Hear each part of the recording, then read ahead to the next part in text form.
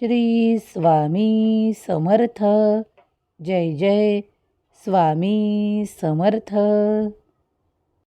बाळा, कित्येकदा मी तुला त्या कठीण परिस्थितीतून बाहेर पडण्याचे मार्ग दाखवले आहेत. अनेकदा तू त्यामधून बाहेर पडला देखील आहेस. होय, मी आज तुला ते सर्व काही सत्य सांगणार आहे. तेव्हा पुढील काही मिनिटे हा संदेश ऐकत राहा. तुझ्या मनातील त्या सर्व काही प्रश्नांची उत्तरं तुला आज या संदेशाच्या माध्यमातून प्राप्त होणार आहेत. काळजी करू नकोस. जर तू हा संदेश ऐकत आहेस तर तुझ्या मनावरचा ताण, तणाव आणि संघर्ष कायमचा कमी होताना तुला अनुभव येणार आहे. माझ्या प्रिय बाळा, मी तुझ्यासाठी ते सर्व काही देतो, ते सर्व काही तयार करतो, ज्यामुळे तू पुढे जावा, तू अधिक उज्ज्वल भविष्याकडे वळावा आणि तुझ्या मार्गातील अडथळे नष्ट व्हावेत. तू जरी काही गोष्टींचा नकारात्मक विचार करत असला तरी मी तुला त्या नकारात्मक गोष्टींपासून, बाधांपासून वेगळं करणार आहे. आजचा हा दिव्य पवित्र संदेश पुढील काही मिनिटे ऐकत राहा, कारण तुझ्यावर याचा सकारात्मक परिणाम होणार आहे. वेळ जाण्या अगोदर या क्षणाला हे ऐकत राहा, कारण हे तुझ्यासाठीच देण्यात आलेला आहे. तेव्हा हा व्हिडिओ, हा संपूर्ण संदेश ऐकून घे. तुझ्या मनातील खोल विचारांवर शुभ परिणाम करणारा हा संदेश तुझ्यापर्यंत येऊन थांबला आहे. म्हणजेच हा तुझ्यावर सकारात्मकता देण्यासाठी पाठवण्यात आलेला संदेश आहे. देव म्हणतात, बाळा, मी कित्येकदा तुला तुझ्याच प्रश्नांमध्ये थांबलेलं पाहिलेलं आहे, पण आज मी तुझ्यासाठी ते सर्व काही नकारात्मक दूर करण्यासाठी आलो आहे. जर तुझ्या मनात चांगले विचार आहेत आणि पुढे जाण्याची तुझी मनस्थिती आहे, तर अगदी या क्षणापासून तुझे विचार बदलणार आहेत. तुला पुढे जाण्याची संधी मी देत आहे. कदाचित मनातील शांतता निर्माण कर, कारण ती निर्माण केल्याने तू नामस्मरणाकडे वळशील. हम गया नहीं जिंदा है या माझ्या अभयवचनावर विश्वास ठेव, कारण हे तुझ्यासाठी आहे. बाळा, कधीकधी स्वतःवर विश्वास करावा आणि आपल्या भगवंतावर डोळे मिटून विश्वास करावा. कधीकधी काही कार्य थांबलेले असेल, ते तुला वाटेल की पुढे जात नाही आहे, पण शांतता बाळग, कारण सर्व काही साठवलेलं पुन्हा मार्गी लागणार आहे. तुम्ही जे काही प्रयत्न केलेले आहेत त्यात तुम्हाला यश देणारं आशीर्वादांचं एक चिन्ह पुढे आहे. ते तपासा आणि पुढे जा, कारण तुम्हाला माझी मदत मिळणार आहे. जेव्हा जेव्हा तुम्ही पाहता की तुमच्या आईचा प्रेमाचा हात तुमच्या डोक्यावरून फिरतो, तेव्हा तुम्हाला आईच्या मायेची ऊब मिळते आणि आनंद प्राप्त होतो. त्याचप्रमाणे आज मी देखील स्वामी आई म्हणून तुझ्या डोक्यावरून हात फिरवत आहे. तुझी काळजी अगदी या क्षणाला संपेल. बाळा, शांतता ठेव. मनातली धडधड कमी होईल. तू हळुवारपणे त्या संधींची वाट पाहत आहेस, जे तुला पुढे नेण्यासाठी आहेत ना. मग आज शांतता बाळग, कारण ते सर्व काही तुझ्या मार्गात येईल. होय, आपोआप येईल, कारण तुझी वाट मी ठरवलेली आहे.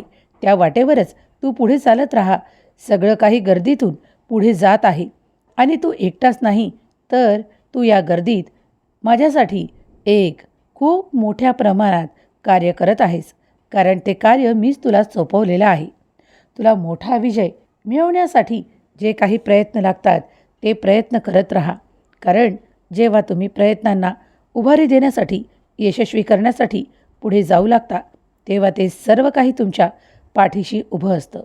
कदाचित सर्व काही प्रश्न विचारत होता, तू स्वतःला शेवटच कधी मानत होतास, पण आज आरंभ मान, कारण मी तुझ्या पाठीशी उभा आहे.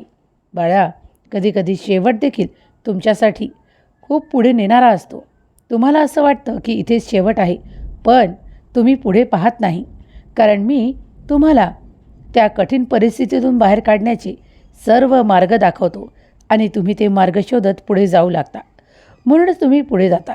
कधीकधी उशीरही होईल, कधीकधी काही लांब प्रवासही जाणवेल, पण घाबरू नका. त्या वादळानंतर खूप मोठी शांतता आहे. या रात्रीनंतर खूप मोठी सकाळ आहे. तेव्हा तयार व्हा त्या सकाळसाठी, त्या आनंदासाठी जे तुम्हाला दिले जात आहे. कदाचित तुम्हाला काही ठिकाणी तुमच्या मनाप्रमाणे जाणवणार नाही, पण देव तुम्हाला आधीच निवडतो त्या कार्यांसाठी जिथे तुमच्यासाठी खूप मोठा आनंद आहे.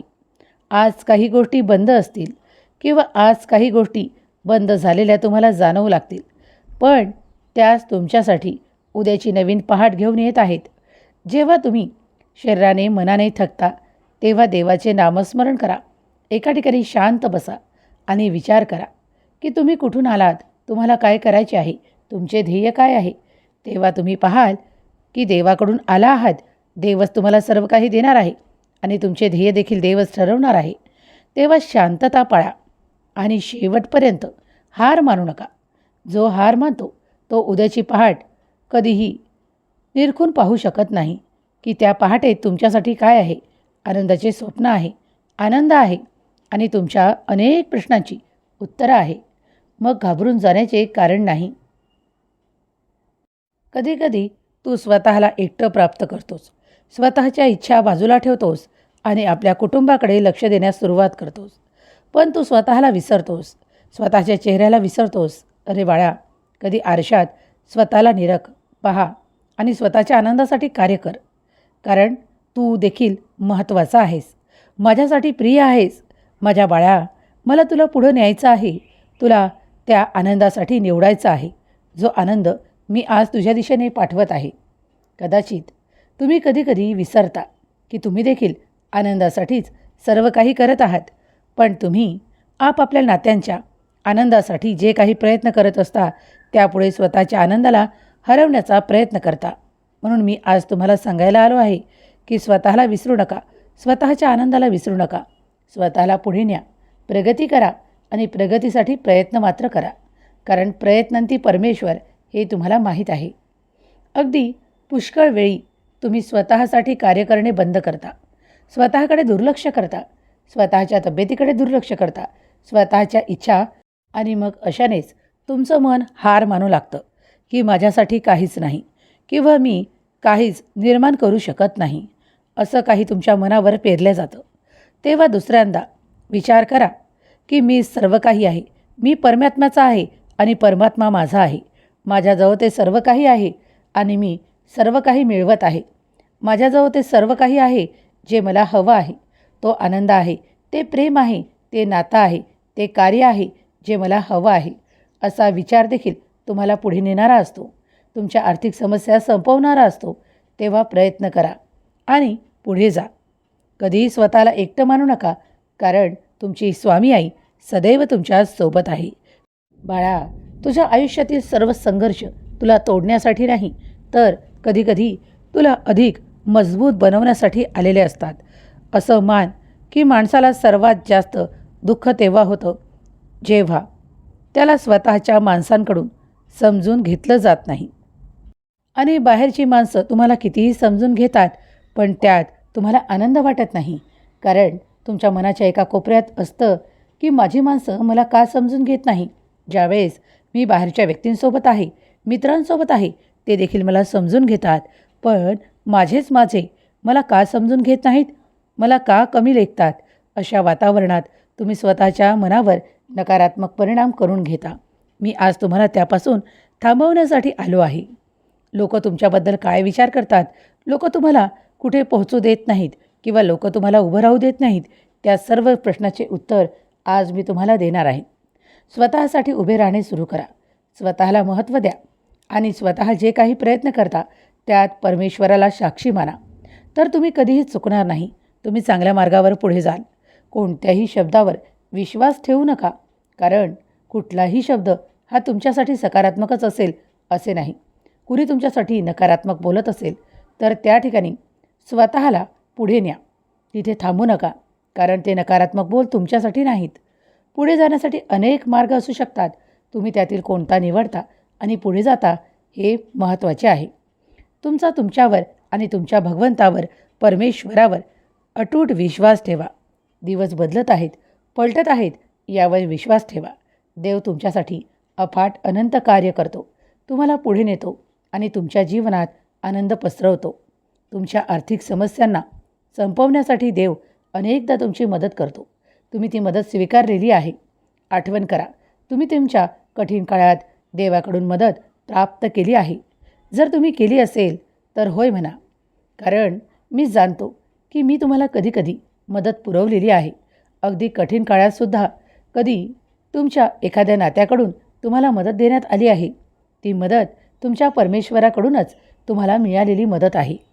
जेव्हा तुम्ही काही कारणांमुळे नाराज असता किंवा काही नाते दुरावलेले असते त्यामुळे तुम्ही नाराज असता, पण तो काही काळ असतो, तो निघून जातो आणि पुन्हा तुम्ही त्या नात्यांसोबत आनंदी होता, उत्साहाने फुलून येता. त्यावेळेस समजून जा की ही नाती देवाने तुम्हाला भेट दिलेली नाती आहेत. यात आनंदी राहा. स्वतःचा आनंद विचार करा. अगदी भविष्याची काळजी करण्यात वेळ घालवू नका, कारण आत्ता ताबडतोब तुमच्याकडे काय आहे तो वर्तमान काळ आहे. ज्या वर्तमानात तुम्ही हा संदेश ऐकत आहात, तुमची इच्छा व्यक्त करा. तुमची इच्छा पूर्ण होण्याचे संकेत मी तुम्हाला या संदेशातून प्रदान करतो. दिवसेंदिवस तुमची प्रगती होत आहे. तुम्ही जे काही मागत आहात ते तुमच्या अगदी समोर आहे याचा विचार करा, कारण काही काळातच ती वस्तू तुमच्याकडे असेल, ते नाते तुमच्याकडे असेल, ते घर जे स्वप्नात तुम्ही रंगवत आहात ते तुमचे साकार स्वरूप म्हणून तुमचे घर असेल. होय, तुम्ही सत्य ऐकत आहात.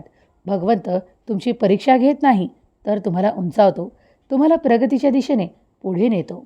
अगदी सहजतेने तुमचं हरवलेलं सर्व काही तुम्हाला मिळवून देऊ शकतो. फक्त विश्वास ठेवा की परमेश्वरी शक्ती माझ्यासोबत आहे. परमेश्वर माझ्यावर अटूट प्रेम करतो आणि मीही त्यावर संपूर्णपणे विश्वास ठेवतो. जर तुम्ही हे मनोमन स्वीकार केले तर अगदी पुढल्या क्षणाला तुमच्यासाठी आनंद आहे, उत्साह आहे आणि आनंदाचा वर्षाव आहे, चमत्कारांचा वर्षाव आहे. शांतता ठेवा. शांत मनात परमेश्वराचे चिंतन करा, कारण हे चिंतन अगदी ब्रह्मांडात जाऊन देवाकडे पोहोचते आणि देव तुमच्या इच्छा ऐकतो. तुमचे ते घेतलेले नामस्मरण ऐकतो आणि तुमच्यासाठी सर्व काही समाधानकारक आशीर्वाद, चमत्कार पाठवतो. आज वेळ तुमची आहे, तुमच्या आनंदाची आहे. अगदी या क्षणात देवाला प्रार्थना करा, कारण प्रार्थना स्वीकार होत आहे. स्वतःवर, आपल्या देवावर अटूट विश्वास ठेवा. कुठेतरी आवाज येत असेल, काहीतरी होत असेल, जी हालचाल तुमच्यासाठी सकारात्मक असेल, ती स्वीकार करा. आनंदी व्हा, कारण देव तुमच्या दिशेने आनंद पाठवत आहे. बाळा, जे काही लोक तुमच्यासाठी नकारात्मक विचार करतात, नकारात्मक बोलतात किंवा काही तुमचे हसू उडवण्याचा प्रयत्न करतात, ते देखील एक दिवस हरणार आहेत, कारण त्यांना हे माहीत नाही की तू देवाचा प्रिय बाळ आहेस. तुझ्यात ती परमशक्ती वास करते. तू मनापासून धावा केला आहेस, परमेश्वराचे ध्यान चिंतन केले आहेस. त्यामुळे तुझ्या जीवनातील वादळ आता शांत झाले आहे. आनंद येत आहे. सगळं काही तुझ्या मनासारखं होणार आहे. शांतता पाळ आणि तुला सर्व काही मिळेल यात विश्वास ठेव. कधीकधी उशीर होतं, पण योग्य वेळ आली की सर्व काही कठीण संपून गेलेलं असतं आणि तुझ्या मनाप्रमाणे घडू लागतं. तेव्हा समजून जा की परमेश्वरी कृपा तुझ्यावर आणि तुझ्या संपूर्ण कुटुंबावर होत आहे. पुढील काही मिनिटे नामस्मरण ऐकत राहा, कारण हे तुझ्यासाठी आहे. प्रिय स्वामी भक्तांनो, स्वामींचा हा दिव्य संदेश तुमच्या कानापर्यंत येणे, तुमच्या मोबाईलवर सुरू होणे हा एक योगायोग नाही, तर देवाचा चमत्कार आहे. कधीकधी उशीर होण्याअगोदर देव तुम्हाला काही संकेत देतात. त्यापैकीच हा एक शुभ संकेत आहे की तुमचे संघर्ष आता लवकरच समाप्त होणार आहे. तुम्ही जे काही सुरू करू पाहत आहात ते सुरू होणार आहे. आनंद येत आहे, त्यासाठी तयार व्हा. स्वामींची कृपा तुमच्यावर आणि तुमच्या परिवारावर अखंड राहो. हे स्वामी माऊली चरणी प्रार्थना. केलेली सेवा स्वामी चरणी अर्पण करते. श्री स्वामी समर्थ. जय जय स्वामी समर्थ. श्री स्वामी समर्थ. जय जय स्वामी समर्थ. श्री स्वामी समर्थ. जय जय स्वामी समर्थ. श्री स्वामी समर्थ.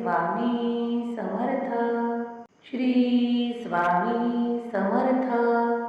जय जय स्वामी समर्थ. श्री स्वामी समर्थ. जय जय स्वामी समर्थ. श्री स्वामी समर्थ. जय जय स्वामी समर्थ. श्री स्वामी समर्थ. जय जय स्वामी समर्थ. श्री स्वामी समर्थ. जय जय स्वामी समर्थ. श्री स्वामी समर्थ. जय जय स्वामी समर्थ. श्री स्वामी समर्थ.